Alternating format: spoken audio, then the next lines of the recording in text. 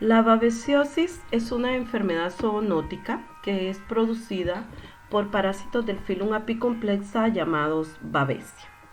Babesia es un parásito que infecta glóbulos rojos y que además tiene más de 100 especies que infectan a diferentes hospederos.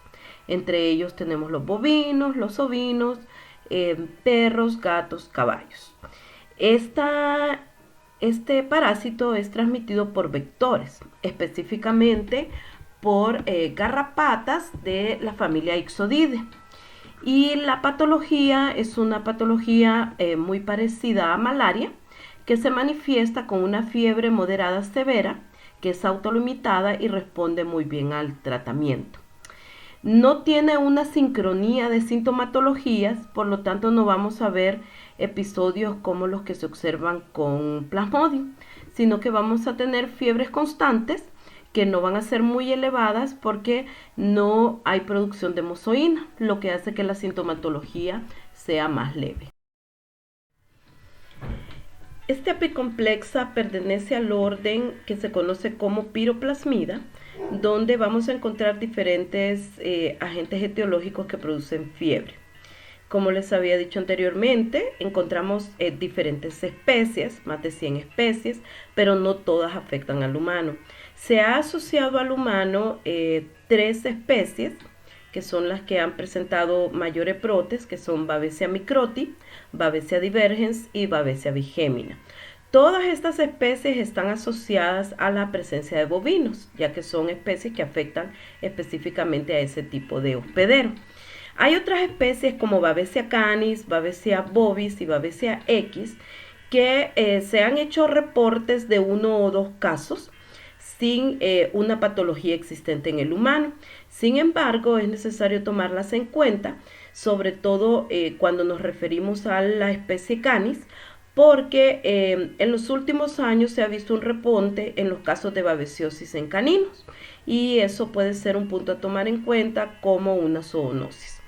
Además, este parásito tiene un reservorio natural que son los roedores, específicamente las ratas de patas blancas se han asociado mucho en los lugares donde han existido los brotes. En 1888, el patólogo Bayes rumano aisló o encontró el parásito en sangre de vacas y ovejas en Rumanía. En 1893, dos médicos atribuyeron como agente causal a Babesia a la enfermedad conocida como la fiebre de Texas en bovinos, que era transmitido por garrapatas. Y es a partir de ahí cuando se introduce el concepto de enfermedades transmitidas por artrópodos. Los primeros casos en humanos se dieron en pacientes esplenectomizados, o sea, pacientes a los cuales se les ha extirpado el vaso, en 1957 y fue hasta 1995 cuando se le consideró como una enfermedad emergente debido a un brote en una zona ganadera en Estados Unidos, donde también se reportaban casos de la enfermedad del Lyme. En este brote se reportaron 139 casos de babesiosis.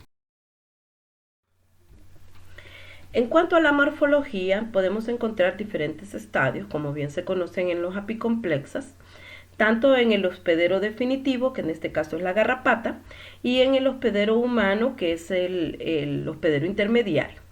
En la garrapata podemos encontrar gametocitos, que son las células sexuales y son las que van a llevar a cabo el proceso de reproducción sexual, o quinetos, los vermículos, que los vermículos son aquellos que salen de los ooquinetos o de los ooquistes para invadir las células de los ovarios en las hembras de las garrapatas. Y también los esporozoitos, pues que son los estadios infectantes para el hospedero intermediario. En el humano vamos a encontrar los estadios de trofozoitos que se van a encontrar dentro de los glóbulos rojos, donde vamos a ver 1, 2 o hasta 4. De ahí vamos a tener los merozoitos, que son los que salen de las células de los glóbulos rojos y que invaden nuevos glóbulos rojos.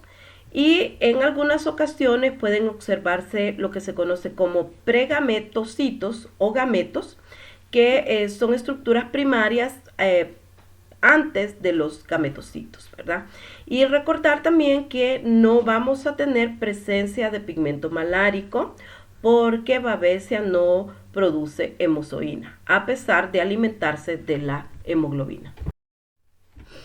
En la imagen pueden observar las diferentes presentaciones del parásito en el glóbulo rojo. Las marcadas con el número 1, como podrán ver, son la presencia de 2 merozoitos dentro de un glóbulo rojo, y las marcadas con el número 2 son la presencia de 4 trofozoitos o merozoitos dentro del glóbulo rojo, lo que se conoce como glóbulo rojo tetraparasitado o cruz de Malta por su forma, ¿verdad? Las marcadas con el número 3 pues son las formas más jóvenes, donde solo podemos encontrar a veces un anillito, como se puede ver en la figura D. Son bastante características, sobre todo cuando uno observa la cruz de Malta. Otra característica que tiene los estadios de Babesia es que podemos encontrar formas extracelulares, o sea, fuera del glóbulo rojo, y eso ayuda mucho a hacer una diferenciación, sobre todo cuando queremos hacer ese diagnóstico diferencial con Plasmodium. El ciclo de vida de Babesia inicia cuando la garrapata, al momento de picar para alimentarse con sangre, libera de sus glándulas salivales el contenido salival que tiene en sus componentes los esporozoitos. Estos ingresan al hospedador y buscan la vía sanguínea, ingresando a los glóbulos rojos, donde vamos a tener las formas de trofozoitos y merozoitos. Estos merozoitos, una vez liberados, pueden invadir nuevos glóbulos rojos o formar unas formas primordiales de gametos, que se conocen como pregametos o gametos, que son las formas anteriores a los gametocitos. La garrapata se infecta al ingerir los gametocitos o los merozoitos, y en el estómago de la garrapata ocurre la fertilización, formándose un ooquineto que penetra las glándulas salivares, donde se produce una esporogonia y los esporozoitos son liberados y introducidos al torrente sanguíneo.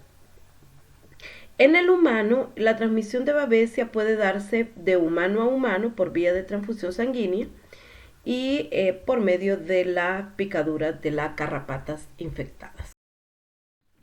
Algo importante de remarcar en el ciclo de vida de Babesia es que en la parte del ciclo de vida que se desarrolla en el hospedero definitivo, que es la garrapata, vamos a tener diferentes formas de transmisión. Está la transmisión propiamente obtenida cuando la garrapata se infecta al ingerir pregametocitos o merozoitos de su hospedero vertebrado. Pero estos ooquinetos, que tienen la capacidad de invadir nuevas células dentro de la garrapata, pueden producir una transmisión transovarial. Significa que se dirigen hasta los ovarios y las larvas que van a nacer de la nueva generación de garrapatas nacen infectadas. Por lo tanto, muchas garrapatas no necesitan pasar primero por un hospedero vertebrado para obtener el estadio infectante, sino que ya nacen con ese estadio infectante. Además, ese estadio infectante es transestadial.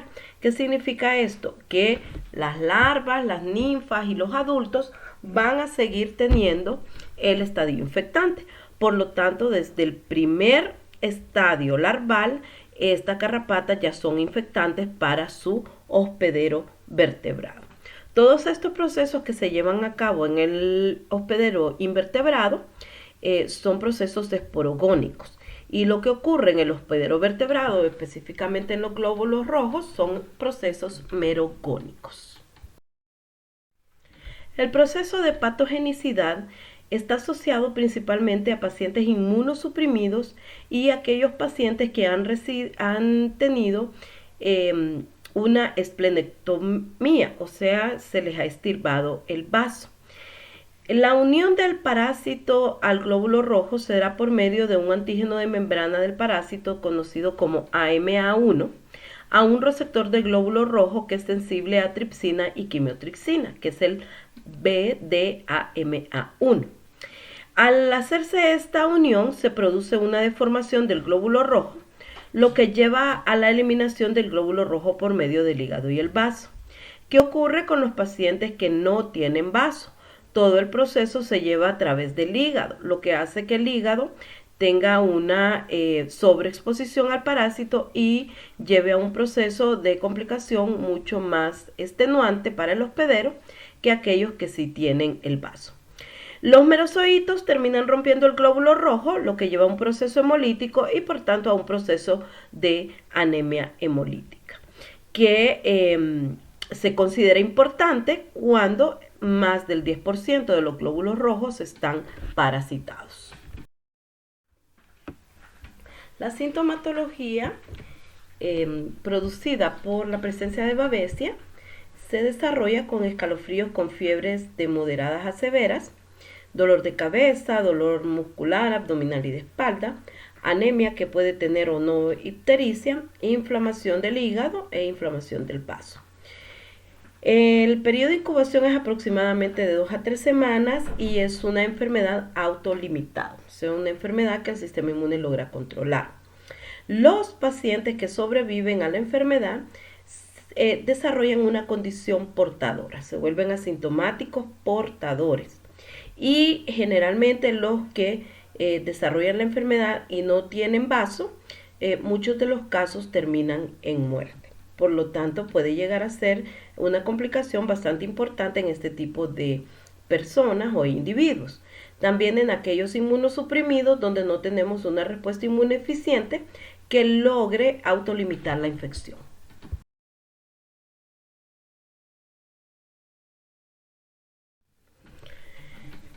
La transmisión de Babesia puede ser una transmisión vectorial asociada a las garrapatas de la familia Ixodidae y tienen especificidad de acuerdo a la especie que se encuentre transmitiendo.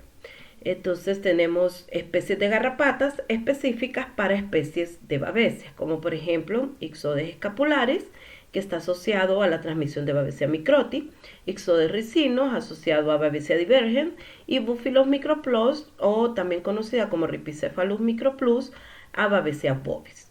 Recordemos también que puede transmitirse de forma transfuncional y sobre todo, y de gran importancia, es que en las garrapatas existe una transmisión transovárica. O sea que el 70% de las nuevas garrapatas que van a nacer de una garrapata infectada van a aportar el parásito o van a aportar Babesia, ¿verdad? Y eso hace que la transmisión entonces sea más generalizada. ¿Quiénes van a estar en riesgo de transmisión? Pues obviamente aquellas personas que trabajan con animales que portan el parásito, como por ejemplo la presencia de ganado, sea bovino u ovino, y también recordar que existen los reservorios naturales, entonces la presencia de roedores va a permitir que el ciclo natural de Babesia se esté manejando en ciertos lugares y la presencia de los humanos puede llegar a causar una zoonosis. El diagnóstico de Babesia está basado en la identificación morfológica dentro de los glóbulos rojos del parásito en un examen microscópico de frotis sanguíneo coloreado con GENSA o en gota gruesa. ¿Qué es lo que vamos a observar? Vamos a observar los trofozoitos jóvenes o en anillos, las parejas o los cuartetos, y la presencia de la cruz de Malta es la que generalmente nos indica la presencia de este parásito. También se pueden hacer pruebas serológicas como inmunofluorescencia indirecta o hematohemaglutinación, que pueden servir en pruebas de tamizaje cuando queremos estudiar una población. Otros hallazgos importantes asociados a la babesiosis pues vamos a tener conteos de glóbulos rojos bajos con hematocrito bajo y hemoglobina baja. También se asocia a leucopenia y plaquetopenia. Y las bilirrubinas van a estar altas porque recordemos que hay un proceso hepático ocurriendo por la eliminación de aquellos glóbulos rojos deformados. El tratamiento está basado en el uso de atabacuone más acitromicina para los casos leves y moderados y clindamicina más quinina para los casos más severos. En el caso cuando las parositemias son mayor al 10% y hay una anemia hemolítica bastante importante, se recomienda la exsanguinotransfusión. Esto con la finalidad de eliminar la mayoría de los parásitos, ya que recuerden que los pacientes se vuelven portadores. Entonces se recomienda hacer un cambio de sangre en el paciente para poder mejorar su condición.